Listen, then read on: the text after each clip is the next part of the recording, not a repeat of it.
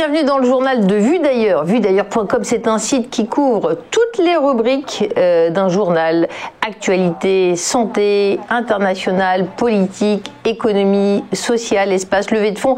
Il y en a pour tous les goûts. Il y a même une colonne opinion. Alors, dans cette séquence, nous allons maintenant mettre un coup de projecteur sur la Chine qui s'attaque au problème de pollution. Elle se met en effet à appliquer la règle du pollueur-payeur, une règle que l'on connaît en Europe depuis belle lurette, depuis 2005 déjà. Depuis cette semaine, figurez-vous que la Chine met en place un système d'échange des droits à polluer. Ainsi, les industries vont disposer d'un plafond d'émissions à ne pas dépasser, et celles qui dépassent ce seuil, elles vont pouvoir aller chercher un quota d'émissions de gaz à effet de serre. Les entreprises énergétiques vont ainsi pouvoir s'échanger des droits de polluer, et celles qui font des efforts sur leur pollution vont être récompensées. C'est vraiment le régime qu'on connaît en Europe, mais intéressant de voir que la Chine s'en empare dans le secteur public qui est si important en Chine. Les provinces chinoises, elles aussi, vont être incitées à fixer des plafonds d'émissions de CO2 pour leurs centrales thermiques. Les autres secteurs industriels rentreront petit à petit dans le dispositif. Donc il y a un marché du carbone sur l'EU ETS, Emission Trade Scheme, ça s'appelle le marché européen du carbone. Le prix de la tonne de carbone, il faut le savoir, il est passé de 7 € en 2018 à 25 € maintenant. Donc beaucoup d'évolution. Il faut retenir que la Chine met le cap sur la neutralité carbone d'ici 2060, et ces initiatives font partie des étapes pour atteindre cet objectif. On se retrouve pour une nouvelle rubrique qui concerne cette fois l'actualité française, toujours dans le journal de Vue d'ailleurs. Restez avec nous.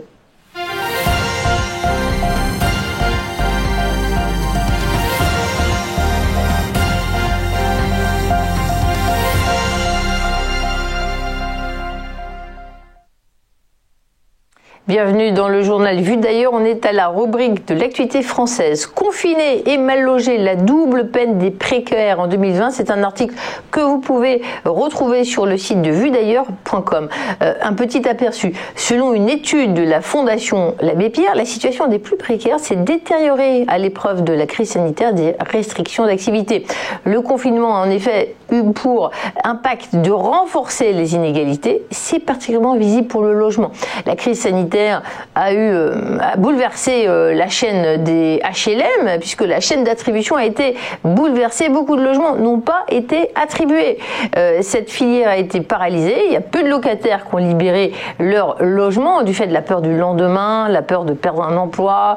Peu de personnes ont laissé la place à de nouveaux entrants. Et puis il n'y avait aucun état des lieux d'entrée ou de sortie n'était possible. La trêve hivernale a certes été prolongée. Ça nous donne un constat qui est le même dans la construction, et pour les personnes qui accèdent à la propriété, une certaine stabilisation. Le secteur est figé. Sans reprise d'activité, l'engrenage peut aller très vite. C'est ce que nous dit l'association. L'Abbé Pierre avait fait du logement une question prioritaire. Le problème reste entier et s'aiguise. On se retrouve dans un instant pour une interview dans le cadre de ce journal Vue d'ailleurs. Reste avec nous.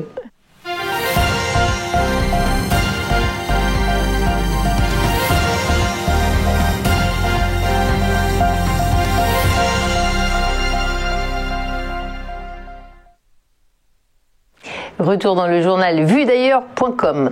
L'avenir appartient-il à ceux qui communiquent ? Quelles sont les clés pour concevoir et mettre en œuvre les stratégies liées à la communication d'influence ? Ce sont des questions qui sont abordées dans l'article que vous retrouvez sur le site du Vue d'ailleurs, et on va en parler avec l'auteur d'un livre. Il s'appelle Michel Tsimaratos. Il est professeur de pédiatrie à Aix-Marseille Université et dirige le service de pédiatrie à l'hôpital de la Timone à Marseille, et il a écrit ce livre Le jour d'après, le pouvoir de la communication d'influence, avec Alexandre Lanzalavie. Alors Michel Tsimaratos, bonjour et merci d'être avec nous. Alors c'est vrai que la crise sanitaire place la santé au cœur des priorités des pouvoirs publics, et la communication, on le voit, joue un grand rôle pour que les messages passent, pour que les Français sachent quoi faire. Vous en général vous parlez aux enfants, quel est votre éclairage ? Pourquoi avoir écrit ce livre ? Eh bien, il nous a semblé que pendant cette crise sanitaire, la communication a été vraiment au devant du tableau. Beaucoup de communication avec des messages pas toujours très clairs. Beaucoup de communication qui ressemble à de l'information sans vraie valeur ajoutée. Ouais. Lorsqu'on a fait l'analyse un peu systémique de ce qui se passe sans vraiment porter de jugement, on s'est dit que la communication avait un peu explosé, mais que c'était de plus en plus difficile de trouver l'information pertinente. Et donc on a essayé d'analyser la façon dont les gens s'approprient la communication, le type de message qu'ils diffusent, le fait qu'aujourd'hui beaucoup de messages sont en 280 caractères sur les réseaux sociaux, ça simplifie un petit peu la façon qu'on a de communiquer et chacun peut apparaître comme un expert en fonction du nombre de followers qu'il a. Et en réalité, l'expertise, c'est pas toujours ça. L'expertise, c'est souvent un travail plus approfondi. C'est souvent plus de la connaissance que de l'information sans vraie valeur ajoutée, qui, elle, s'apparente plus à de la réclame. Et donc, ce qu'on a voulu dire, c'est que lorsqu'on noie l'information significative dans un océan d'informations sans intérêt, qu'on a appelé l'infobésité dans ce livre, eh bien c'est plus difficile de se faire une idée de ce qui se passe.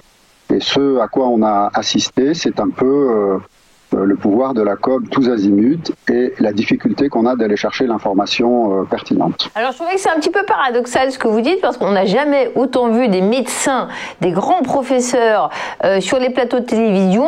Pour ma part, au début, je m'en félicitais parce qu'il y a des gens très intelligents qui ont fait des années d'études et ils n'avaient jamais le droit à la parole. Maintenant, c'est vrai que ça a été pléthorique. Quel regard portez-vous sur cette évolution ? C'est un peu ce qu'on dit dans le livre et ce qu'on dénonce, c'est que communiquer pour communiquer, ça n'a pas vraiment de sens. Et le fait de passer souvent à la télévision ou le fait d'appuyer un message sans qu'il y ait derrière une connaissance consolidée, ça fait pas de ce message quelque chose à retenir et en tout cas ça vient brouiller les pistes. Et donc oui, il y a eu beaucoup de médecins sur les plateaux télé. On peut pas leur en vouloir de répondre à la demande des médias, mais de la presse, des médias. Mais ce qu'on peut se dire, c'est que peut-être que collectivement nous avions une responsabilité de construire une base de connaissances un peu plus solide, pour plus être dans la position d'anticiper une difficulté plutôt que de réagir avec les outils qu'on a, c'est-à-dire une réponse un peu du tac au tac sur les réseaux sociaux. Vous avez probablement vu, comme moi, que un seul tweet peut déclencher 2000, 3000, 10 000 réactions. Ça veut dire qu'il y a 10 000 personnes qui ont passé du temps à lire un tweet ou une information qui n'est pas forcément d'une importance capitale, notamment pour ceux qui doivent décider. Alors concrètement, qui doit parler selon vous ? Est-ce que ce sont seulement les personnes qui ont fait des publications scientifiques ? C'est pas ça que vous voulez dire ? C'est-à-dire, est-ce qu'on doit regarder moins les réseaux sociaux ? C'est intéressant votre analyse. En termes concrets, qu'est-ce que ça veut dire pour les journalistes qui sollicitent les experts qui se ruent sur les plateaux ? Peut-être, et également les consommateurs que nous sommes qui surfont toute la journée. Alors, de notre point de vue, il ne s'agit pas de donner des bons ou des mauvais points, qui a le droit ou qui n'a pas le droit. Nous, on propose plutôt de reconstruire notre base de connaissances avant que l'événement arrive, c'est-à-dire, il y a par exemple un certain nombre de rapports parlementaires ou de propositions qui étaient faites au cas où une épidémie mondiale devait arriver. On a rarement vu les références à ces rapports alors qu'ils étaient faits par des experts. Ce qu'on veut aussi dire, c'est que la réaction est toujours moins efficace que l'anticipation. Donc plutôt que de dire qui est pertinent ou qui n'est pas pertinent pour répondre à la demande de la presse, peut-être devrait-on se poser la question comment faire pour avoir une base de connaissances dans ces domaines qui sont susceptibles d'aboutir à des crises, pour pouvoir recourir aux experts qu'on a choisis avant et peut-être pas aux experts d'opportunité, devrais-je dire. Alors d'une part, il faut quand même se méfier peut-être des experts. Hein. On a vu des experts se tromper. Et puis voilà, on comprend votre message. On est tellement friand d'informations. Hein. Est-ce qu'on va avoir le vaccin? Qui va passer le premier? Est-ce qu'il va y avoir assez de doses? Moi, j'ai rencontré des kidams que j'ai trouvé extrêmement bien informés sur des domaines médicaux qui normalement demandent des années d'expérience. Je me souviens avoir posé la question, mais vous êtes médecin? Parce que les gens ont eu besoin de s'informer. Donc je comprends que cette mécanique, ça va peut-être être difficile de l'enrayer ou de la changer, non? Oui, c'est sûr que ça ne peut pas se faire du jour au lendemain. Le message principal qu'on essaye de promouvoir, c'est aussi de dire que là, on a pris la crise sanitaire pour illustrer. Personne ne se doutait que la santé était quelque chose qui pouvait avoir une influence sur tous les domaines de l'économie, depuis le numérique jusqu'au voyage, en passant par le militaire. Et vous voyez bien que probablement on a sous-estimé le côté transversal de cette filière. Mais si on l'a sous-estimé, c'est pas parce qu'on n'avait pas les connaissances pour aborder ces problèmes de cette façon, c'est parce que ça ne nous intéressait pas. Les gens qui décident n'étaient pas intéressés sur l'impact que pouvait avoir la politique sanitaire d'un pays sur son économie au niveau mondial. Alors, on a vu que si les politiques sanitaires ont évolué à peu près de la même façon dans la plupart des pays développés, les effets sur les besoins d'accès au système sanitaire pendant la crise étaient à peu près comparables. Donc notre propos est de dire que pour construire une base de connaissances suffisante, il faut que la communication s'appuie sur de l'information validée. Il faut passer de l'information tous azimuts à la connaissance. Et la connaissance, c'est une façon de trier les informations qu'on a et d'être capable, avec les experts qu'on a choisis, qui sont validés, et sans rentrer dans une guerre d'ego, de se constituer une base de connaissances qui nous permettent de réagir. C'est ce que font les militaires dans une situation stratégique. En général, ils ont documenté plusieurs scénarios et ils sont capables de choisir. Il y a bien sûr un choix à faire, mais ils sont capables de choisir dans quelle direction doit aller l'organisation de tout leur système de défense ou d'attaque. Merci beaucoup. Nous étions avec Michel Tsimaratos qui dirige le service de pédiatrie à l'hôpital de la Timone à Marseille. Il doit être sur le pont tout le temps, mais il a trouvé le temps d'écrire ce livre le jour d'après, Le pouvoir de la communication d'influence, avec son ami Alexandre Lanzalavi, professionnel de la communication. Un livre aux éditions Fauve, extrêmement intéressant sur les sujets, les questions du moment. Merci pour cette interview.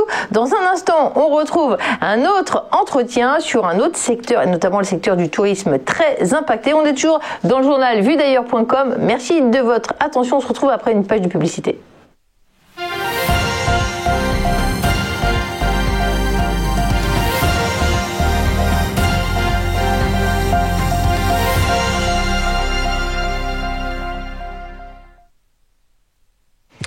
Nous sommes maintenant en interview avec Pascale Luciani-Boyer, un parcours très intéressant, 15 ans de vie politique au moins. Elle a été membre du conseil d'administration de la RATP encore jusqu'à il y a quelques semaines, après avoir siégé 4 ans au Conseil national du numérique pour représenter les territoires. Pascale Luciani-Boyer était récemment encore vice-présidente du MEDEF Est parisien, élue locale de Saint-Maur-des-Fossés, ancienne présidente de la commission numérique pour l'association des maires d'Île-de-France et j'en passe. Aujourd'hui, elle est directrice du château de la Tour-Landry. Pascale Luciani-Boyer, bonjour, merci d'être avec nous.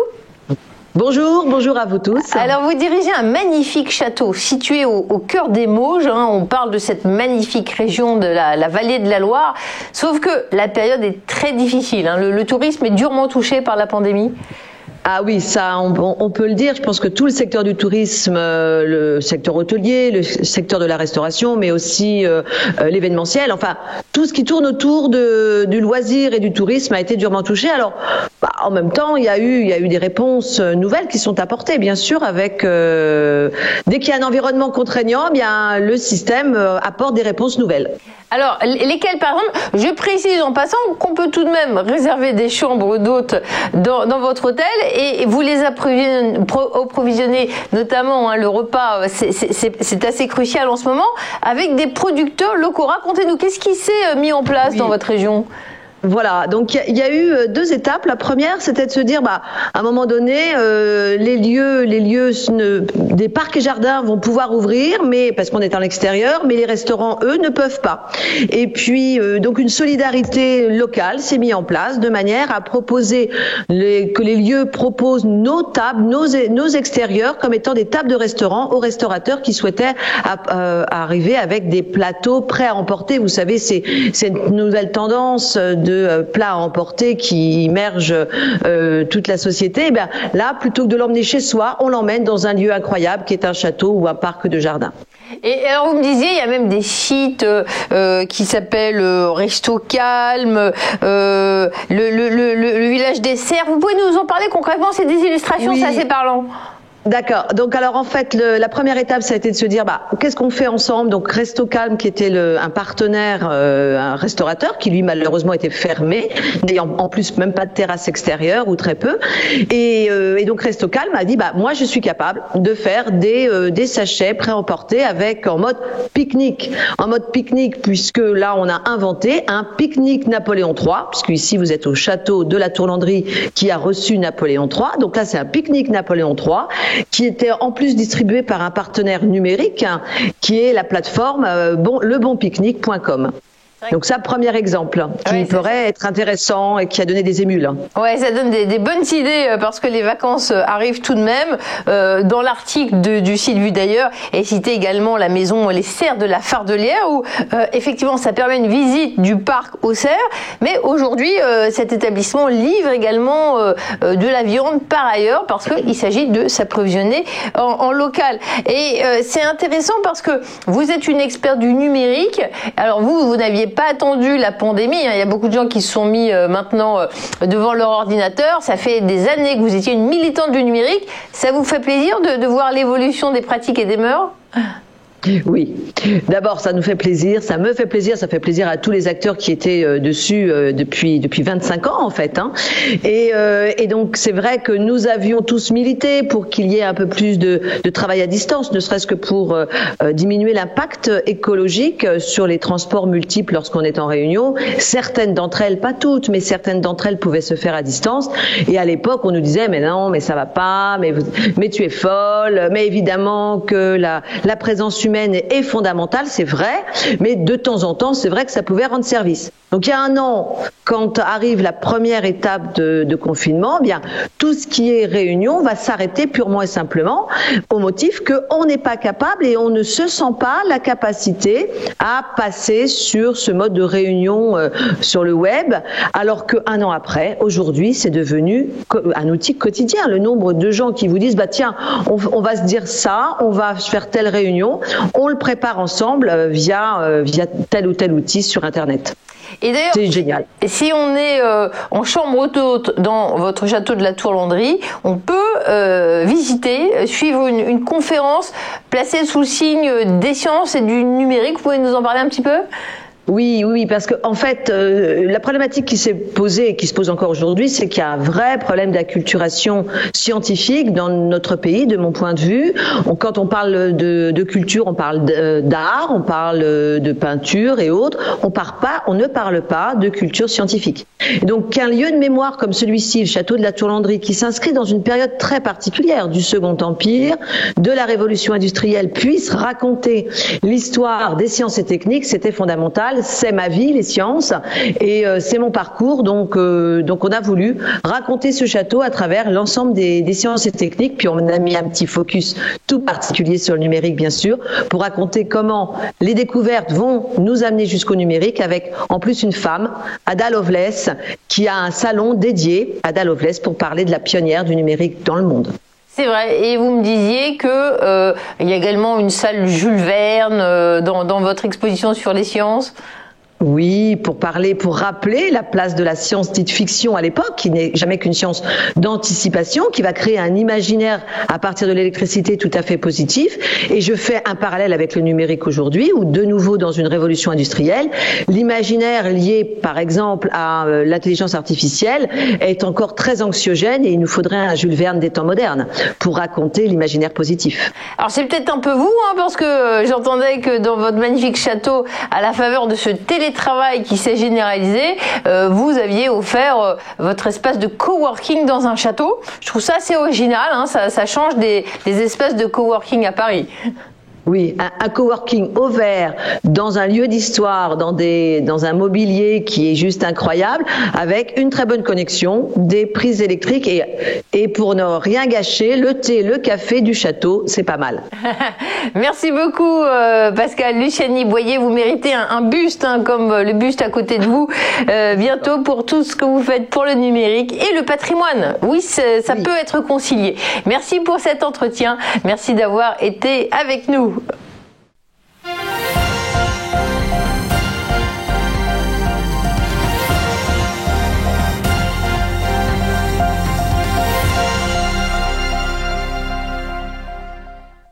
Bonjour à tous et bienvenue dans notre émission Entreprise et Innovation, votre rendez-vous innovation, développement économique et enjeux du digital sur TV Finance. Tous les jours, TV Finance met en lumière une société, un projet, des hommes et des femmes qui font l'entreprise d'aujourd'hui et de demain dans un monde en perpétuelle évolution.